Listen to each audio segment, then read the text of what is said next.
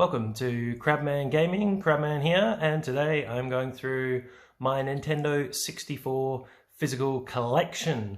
Let's get started straight away. Here we have 1080 snowboarding. An okay snowboarding game, not too bad. This one's in okay condition. Next, an absolute childhood classic of mine, Banjo-Kazooie. What a fantastic game, out on the Rare Replay collection on the 360 if you would like to play this. A game I played non-stop as a child, and for some reason I actually have 2 copies of it. What a great game. Next game in my collection, the sequel to Banjo-Kazooie, is Banjo-Tooie, and for the longest time I didn't get the 2 was as 2 for the sequel. But an underrated game. I think Banjo-Kazooie gets a lot of accolades. Banjo-Tooie gets forgotten about a little bit. Onto a racing game here, we've got Cruisin' World. An okay racer, kind of a bit old school, just racing through some tracks.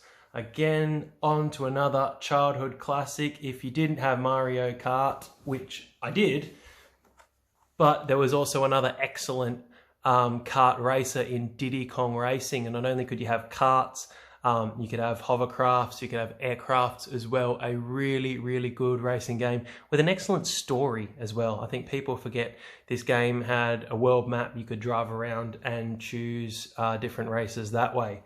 So really good. On to the first of the wrestling games. If you look on my channel, there's a little bit of wrestling on there. Big fan of wrestling and wrestling games.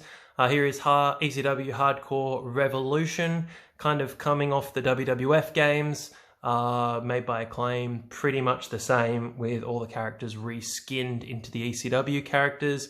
Yeah, still pretty good fun to pop that one in every now and again. Another childhood classic, which is F-Zero X. So fast, 30 races on the track. So much fun to still play today. So much fun. If you've still got this game, put it in your 64, hook it up, play it. It is just as fun today as it was when it was released, I believe, back in 1998. As you can see, this is my childhood copy, so it's a little bit battered and well loved.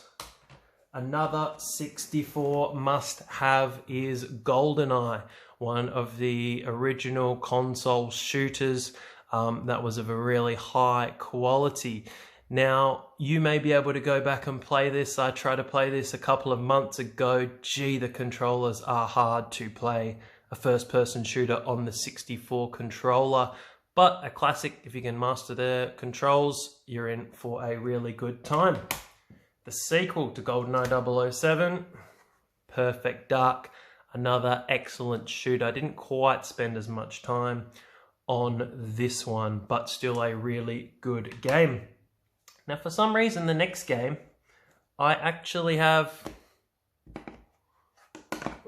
3 copies of. I'm not really sure why. I think I bought one in a bundle. I bought one when I saw it at a store for about $10.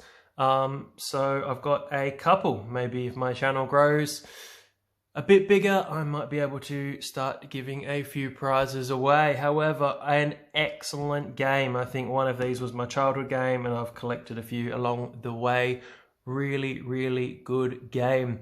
However, if you play it today, you kind of forget that games had a really short draw distance, and textures just pop out of nowhere at you and makes the tracks quite difficult, but still lots of fun. Another cool Star Wars game. They were pumping out lots around this time in the late 90s. Star Wars Shadows of the Empire. Pretty good fun. Another absolute must-have here. I'm sure every Nintendo 64 owner had this game. Super Mario 64. What else can I say? An absolute classic. One of the first 3D open world games. And just incredible compared to the other games around at the time. I believe released in 1996. Again, kind of going off the Western releases. Japan might have had it a little bit earlier. Still a classic today. Moving on to a couple of wrestling games. So we've had ECW, now we're on to WCW. Kind of promoted with the NWO, it was huge at the time. Revenge. So again, it's an okay wrestling game. It doesn't break down any barriers. However, I do like to note on the cover you've got megastars, Hogan, Nash, Goldberg, and somehow Raven's made his way on there. So just a couple of years off spending most of his time on Sunday Night Heat. But here he is on the cover of WCW NWO Revenge. Now, going from a mediocre wrestling game to what many people consider to be the greatest Nintendo 64 wrestling game of all time. Not just the Nintendo 64 wrestling game, but the best wrestling game of all time. WWF No Mercy. An absolute classic, quite arcadey, quite technical, just heaps of characters, really good fun, amazing story mode, just incredible. If you somehow have a copy, please put it in your N64 and play it. It's just a shame with these older games, they can't get a remaster due to licensing, characters who are in the game, music, makes it very difficult to remaster, unfortunately.